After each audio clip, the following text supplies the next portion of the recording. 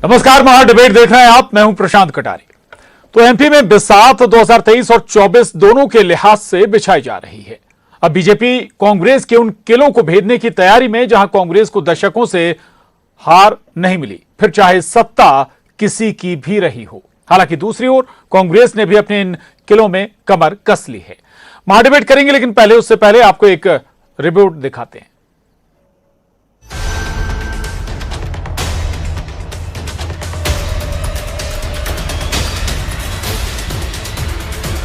लाडली बहना सम्मेलन और सीएम का जन दर्शन भिंड के लाहार में। वही लाहार जहां पिछले 33 साल से लगातार 7वीं बार कांग्रेस के डॉक्टर गोविंद सिंह विधायक हैं। गोविंद सिंह को घेरने सीएम ही नहीं, ज्योतिरादित्य सिंधिया भी लाहार पहुंचे। मंच से कांग्रेस की घेरेबंदी भी हुई। लेकिन लाहार की सड़कों का दृश्य जैसे जन सैलाब उमड़ रहा हो, और इस सैलाब को देख के आज मैं ये कह सकता हूं कि गोविंद सिंह जी, तुम्हारे अन्याय और आतंक के साम्राज्य को ये जनता जला के राख कर देगी। बरसों बरस हो गए, 7-7 बार, लेकिन लाहार के लिए कोई क्या किया कांग्रेस ने, बता दे। और वो खून राजमाता साहब का खून मुझ में है कि अगर मध्य प्रदेश के किसानों के साथ, अगर मध्य प्रदेश की मेरे बहनें और माताओं के साथ, अगर मध्य प्रदेश के हमारे अन्नदाताओं के साथ, और अगर मध्य प्रदेश के मेरा भविष्य, मेरे नौजवान साथियों के साथ अगर कोई वादा खिलाफी करे तो उन्हें मिटाने का कार्य सिंधिया परिवार का योद्धा करता है। हालांकि शिवराज और सिंधिया के दौरे से पहले ही गोविंद सिंह ने सीएम की घोषणाओं पर तंज कसा। उनसे अपील करता हूं मुख्यमंत्री से कि लाहार में आप जो घोषणा करें उनमें असत्य झूठी घोषणा न करें, न ही इस प्रकार के असत्य शिलान्यास करें। यही मैं आपसे अनुरोध करता हूं। लाहार ही नहीं, बीजेपी के रडार पर प्रदेश कांग्रेस अध्यक्ष कमलनाथ के वर्चस्व वाली छिंदवाड़ा लोकसभा सीट भी है, जहां से बीजेपी महासचिव कैलाश विजयवर्गीय चुनाव लड़ने और जीतने का दम भर रहे हैं। पर उनका अब जो दिलीप उत्सव टूट रहा है, और मैं आपको दावे से कह रहा हूं कि इस बार हम छिंदवाड़ा की लोकसभा सीट जीतेंगे। कैलाश जी, बीते चुनाव में छिंदवाड़ा से चुनाव लड़ने का आपका भी नाम काफी चला, सुर्खियों में रहे हैं। आप कैसा देख रहे हैं इसको? नहीं है, देखिए, पार्टी जो आदेश देगी उसका हम पालन करेंगे। यदि पार्टी ने कहा कि भाई आपको छिंदवाड़ा लड़ाना है तो हम पीछे नहीं हटेंगे और यहाँ से जीत के बताएंगे। दरअसल बीजेपी कांग्रेस के अभेद्य किलों में सेंध लगाने की रणनीति पर काम कर रही है। कोशिश दिग्गजों को उनके क्षेत्र तक सीमित करने की। संभव है कुछ और क्षेत्रों में बीजेपी यही रणनीति अपनाए। इधर चंबल अंचल में दिग्गजों की साख पर है तो छिंदवाड़ा भी बीजेपी की पहुंच से दूर है, लेकिन मुस्तैदी दूसरी ओर भी है। छिंदवाड़ा से राजेश करमेले, भिंड से रवि रमन त्रिपाठी के साथ bureau report, news 18, Madhya Pradesh, Chhattisgarh.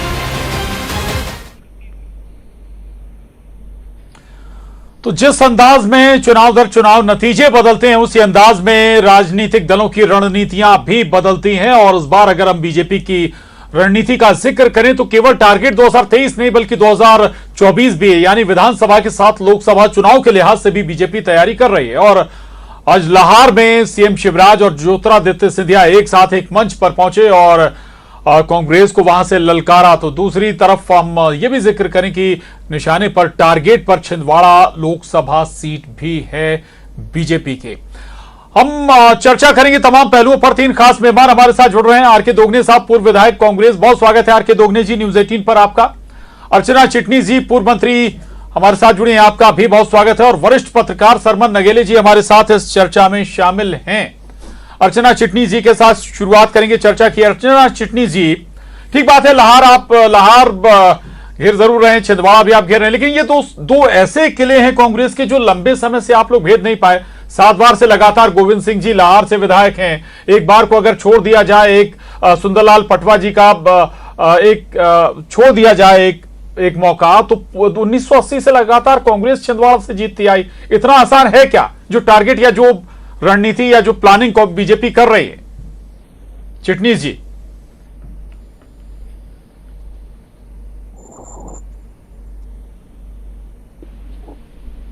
और जब वो target Bharatiya Janata party hit कर सकती है तो छिंदवाड़ा का लाहर का हर जगह का कर सकती है।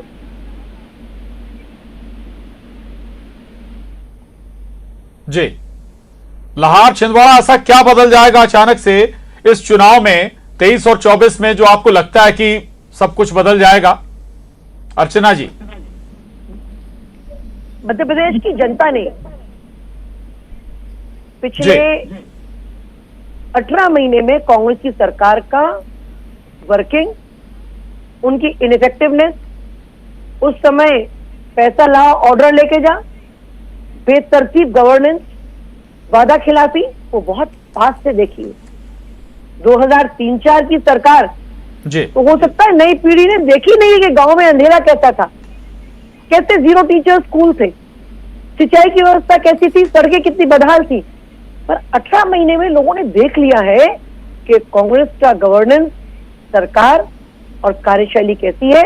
इसलिए अब ये भारतीय जनता पार्टी के लिए अचीव करने की परिस्थितियां पहले से बहुत बेहतर। जी, चलिए, बड़ी बात, 2 बातें आपने कही, 2-3 बातें आरके दोगले साहब 0 टीचर स्कूल का जिक्र कर रही हैं अर्चना जी। वो कह रहे हैं कि भाई 18 महीने में जो आप लोगों ने किया वो जनता ने देख लिया, बहुत कुछ करने की दरकार है नहीं। देखिए प्रशांत जी, बिल्कुल झूठ बोल रहे हैं भाजपा के लोग। 0 टीचर्स की बात कर रहे हैं। उस समय टीचर्स थे, तभी पढ़ के अर्चना जी भी आई होंगी गवर्नमेंट स्कूल से, मैं भी गवर्नमेंट स्कूल से पढ़ा हूँ। और आज आप देख लीजिएगा टीचर्स नहीं है। आज टीचर्स नहीं है, स्कूल बंद हो जा रहे हैं, हाई स्कूल कई गाँव में बंद हो गए, बच्चे पढ़ नहीं पा रहे हैं, पढ़ा नहीं पा रहे हैं टीचर्स नहीं होने के कारण। तो आज जो स्थिति है पहले नहीं थी। पहले के सरकारी स्कूल से निकल के जितने यहाँ मंत्री बने होंगे वो भी सरकारी स्कूल से निकले हैं। सरकारी अस्पतालों में ही जन्म हुआ है सबका, कहीं प्राइवेट अस्पतालें नहीं थी उस टाइम में। पर आज देखे उठा के कि इन्होंने प्राइवेटाइजेशन के नाम से सबको लूट रहे हैं लोग। ये कौन कर रहा है? 20 साल से सरकार आप चला रहे हैं, आपको समझ में आना चाहिए ना। सरकार विकास किया नहीं है। आप छिंदवाड़ा की बात कर रहे हैं, लाहौर की बात कर रहे हैं, आप विकास देखें ना वहां जाके। और लोग स्थायी रूप से अगर किसी को चुन रहे हैं तो निश्चित है उसकी उपलब्धि कुछ ना कुछ होगी, तभी चुना जा रहे हो। और स्कूलों की और इसकी बात कर रहे हैं तो बिल्कुल आप देख ले, ध्यान उठा के देख ले, वही अस्पतालों में सबका जन्म हुआ। नेता कितने भी आज है मध्य प्रदेश में, उनका भी जन्म उन अस्पतालों में हुआ।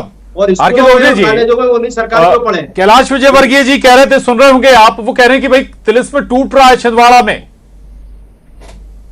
पुलिस में नहीं टूट रहा है, कहीं टूटेगा नहीं। छिंदवाड़ा में 100% कमलनाथ जी जीत के आएंगे और मुख्यमंत्री बनेगा। उनके नेतृत्व में मध्य प्रदेश में सरकार बनने जा रही है।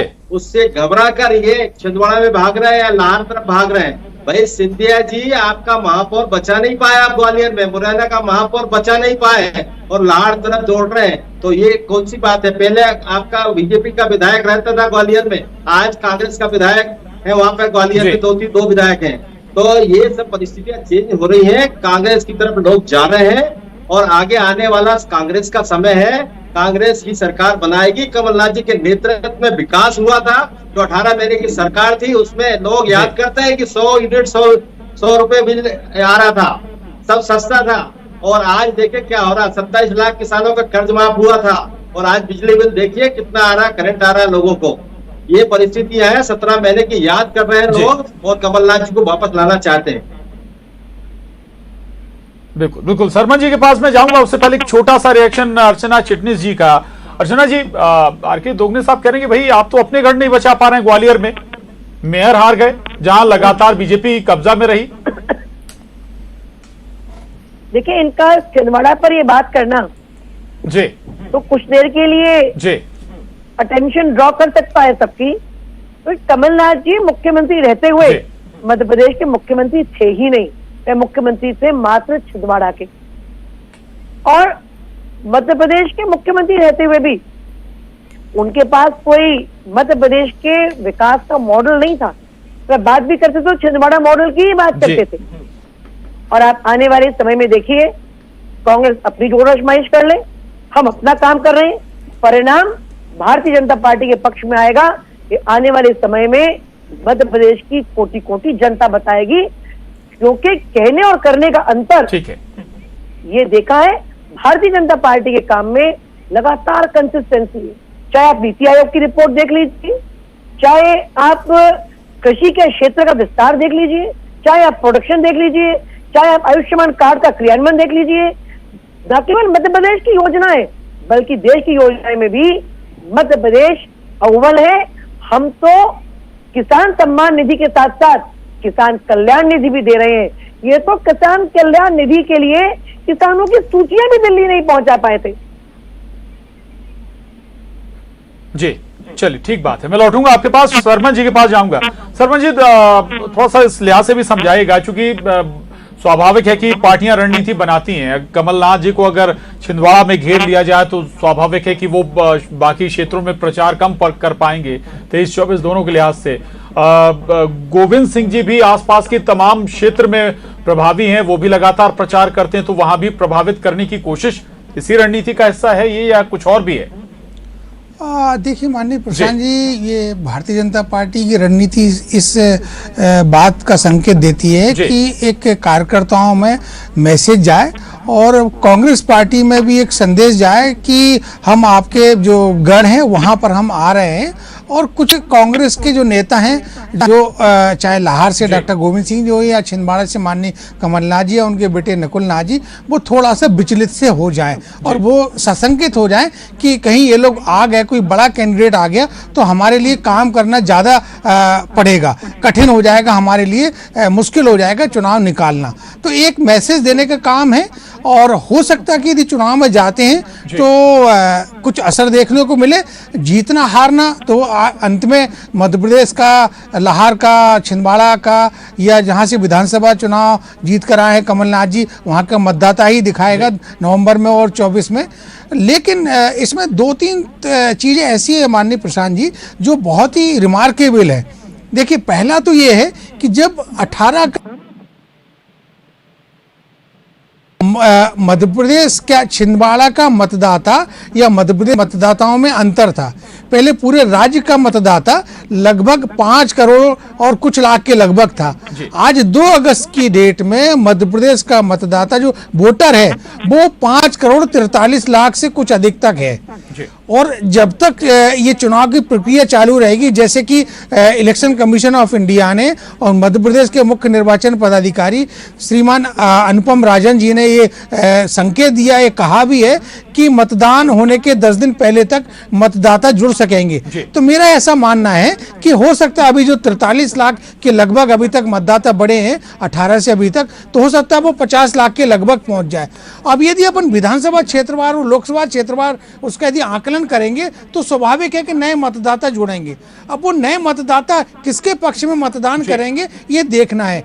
तो इसीलिए जो है ना, कांग्रेस पार्टी अपनी रणनीति बना रही, भारतीय जनता पार्टी अपनी रणनीति बना रही है। और देखिए, वहाँ पे जो छिंदवाड़ा में स्थानीय नेता थे चौधरी चंद्रभान सिंह, वो मध्य प्रदेश में मंत्री भी रहे और वन मंत्री रहे।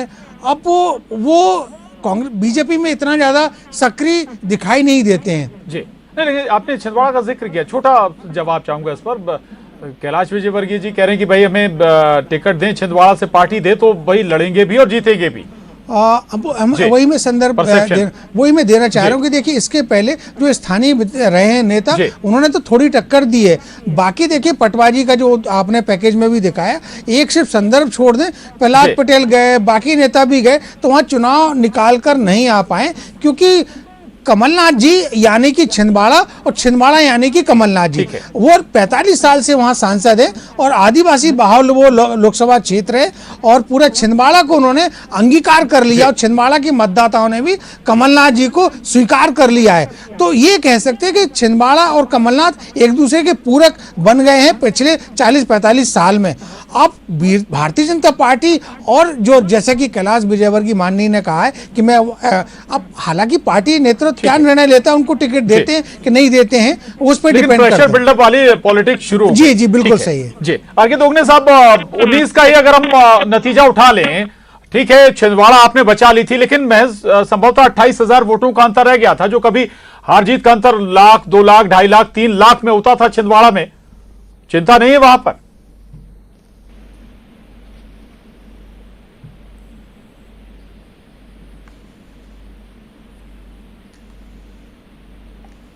जी जी आर.के. दोगने जी, छिंदवाड़ा को लेकर चिंता नहीं है? 19 में हार जीत का अंतर बहुत छोटा रह गया था। नहीं, मैं बता रहा हूँ, चिंता है, चिंता तो जी, चिंता करके ही काम करने की सफलता मिलती है, और चिंता हो करके ही हम लोग सफलता अर्जित करेंगे। ये 100% सही है। जनता हमारे साथ है, कमलनाथ जी के साथ है, छिंदवाड़ा की जनता, और छिंदवाड़ा का विकास किया कमलनाथ जी ने, और कमलनाथ जी ने काम किए और लोगों को वहाँ सुविधा दिलाई, या यूनिवर्सिटी खुलवाई, अस्पताल खुलवाए, सब दूसरे साधन उपलब्ध कराए। जनता चाहती है, और वहाँ उनके बहुत प्रिय है कमलनाथ जी, इसलिए उनको ले हरा सकती भाजपा नहीं, कुछ नहीं। पिछला रिजल्ट अगर देखें हम, तो पिछला रिजल्ट में कांग्रेस की एंटी इनकम्बेंसी चल रही थी। आप 5 साल में मोदी जी आए, जैसे 2014 में मोदी आए, एंटी इनकम्बेंसी के कारण आए, फिर उन लोगों का 5 साल देख लेते हैं और 5 साल में कुछ नहीं होता, इसलिए 5 साल और देख लेते हैं। अब देखिए आप 24 में क्या स्थिति बनती है कि मोदी जी की। मैं कह रहा हूँ आपके चैनल से कि 200 से ज्यादा सीट नहीं आ पाएगी भाजपा की, आप अगर आने वाले 1924 में 2024 में।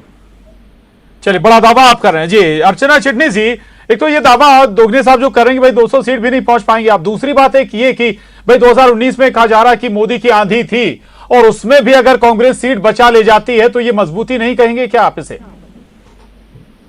मोदी जी की आंधी थी और मोदी जी की आंधी रहेगी जी। और आपने जो कहा वो बड़ी रिमार्केबल और अंडरलाइन करने वाली बात है कि वो भी 28,000 की जीत तब हुई जब मध्य प्रदेश के मुख्यमंत्री उस समय कमलनाथ जी स्वयं थे। और आने वाले समय में मध्य प्रदेश में सरकार भारतीय जनता पार्टी की बनेगी, और छिंदवाड़ा के परिणाम इस बार आप देखेंगे कि भारतीय जनता पार्टी के पक्ष में जाएंगे। और ये सारा विषय आप साइके समझे कि लोगों ने जो अपेक्षा करी होगी कमलनाथ जी के मुख्यमंत्री बनने पर, और जो इमेज पहुंची है सारे मध्य प्रदेश में, उस इमेज ने छिंदवाड़ा को भी गौरवान्वित नहीं किया होगा। ठीक, चलिए, महत्वपूर्ण चर्चा हुई है, लेकिन वक्त थोड़ा सा इजाजत नहीं देता, हम चर्चा को और आगे बढ़ाएं। लेकिन बहुत देखना होगा कि जैसे जैसे चुनाव नजदीक आएंगे, हमें इस तरह की रणनीतियां और कशमकश या वादे या फिर आरोप प्रत्यारोपों का दौर भी बढ़ता चला जाएगा। चर्चा को आज यहीं थामेंगे। बहुत शुक्रिया आर.के. दोगने साहब, अर्चना चिटनीस जी, सरमन नगेले जी, बहुत धन्यवाद। डिबेट में इतना ही।